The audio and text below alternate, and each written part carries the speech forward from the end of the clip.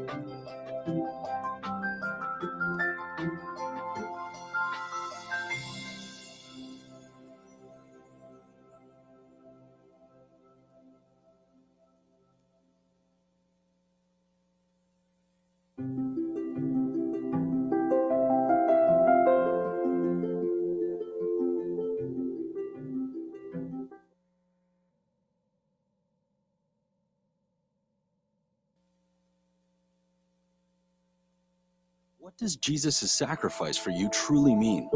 Jesus left heaven, his comfort zone, and he embraced the plight of fallen humanity. He accomplished his mission against fearful odds and dire resistance. Finally, he offered it all, his own life. This is how we know what love is. Jesus Christ laid down his life for us, and we ought to lay down our lives for our brothers and sisters. As God's representatives, a sacrificial spirit is part of our true identity. That was the spirit demonstrated by our church's pioneers. John Andrews, for example, was a widower with 2 children when he accepted a call to go to Europe as the first official Seventh-day Adventist missionary. He accepted the call without knowing what his specific salary would be. They agreed to send him money from time to time, but did not do so as regularly as needed.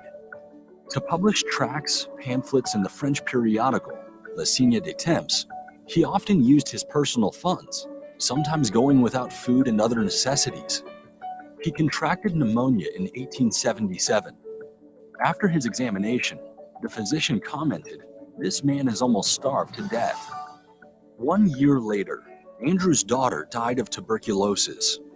The committed missionary nevertheless relentlessly continued his groundbreaking work until he died of tuberculosis at 54. We live in a time when money and other resources are hard to find. Waiting for surplus or leftover resources to support God's mission could be a pious, well-intended wish, but may never be accomplished.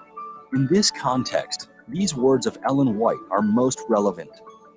The absence of self-denial in his professed followers, God regards as a denial of the Christian name. Those who profess to be one with Christ and indulge their selfish desires for rich and expensive clothing, furniture, and food are Christians only in name. To be a Christian is to be Christ-like. As we return our tithe and regular and systematic offerings, which we call promise, let us show a spirit of self-denial, which is the spirit of Christ. May we put our desires last and God first.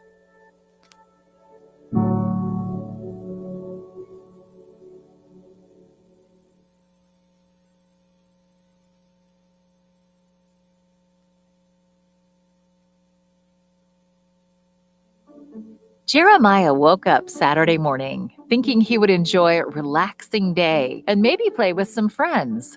But his aunt stopped him before he could get out the door. "Let's go to church," she said. Jeremiah thought she was joking. Who would want to sit inside a church on such a lovely day? Jeremiah was only 12, but he had spent the whole week at work, helping his uncle make cupboards and kitchen cabinets. He hadn't been in school since the 3rd grade, when his father had been badly injured in a car accident and he had moved in with his uncle. A few days earlier, his uncle had married a Seventh-day Adventist woman, and now she was inviting him to go to church. He didn't want to go, but he didn't want to be rude. "No, I'll go later," he said.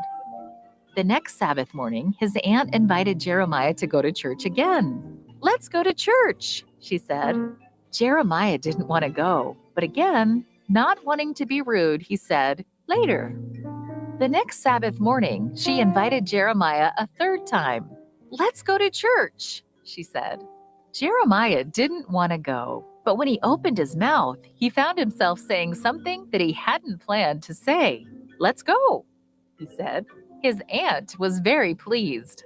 Jeremiah was surprised to find out that he too was pleased that he went. The whole Sabbath worship service was led by children. Children wearing green pants, white shirts, and yellow scarves marched into the church, sang at the front, prayed, and preached the sermon. It was Pathfinder Day at church, and the Pathfinders led the Sabbath worship service. Jeremiah had never heard of the Pathfinder Club, but he wanted to join. He liked the uniform of green pants, a white shirt, and a yellow scarf. He especially liked the worship service, and he decided that very day to give his heart to Jesus. The next Sabbath, Jeremiah's aunt didn't need to invite him to church. He was ready to go before she could even ask. "Let's go," he said to her eagerly. Soon, Jeremiah was baptized and joined the Adventist church. One day, a boy at church told him about the local Adventist school. Jeremiah wanted more than anything to study there, and he begged his uncle for permission to go. His uncle agreed. Today, Jeremiah is finishing 12th grade, and he couldn't be happier. But do you know who might be even happier? His aunt. "My aunt is proud that I'm in the Adventist school," he said. "When I'm at home, we always go to church together." Now on Sabbath mornings, before his aunt can invite him to church, Jeremiah says to her, "Let's go."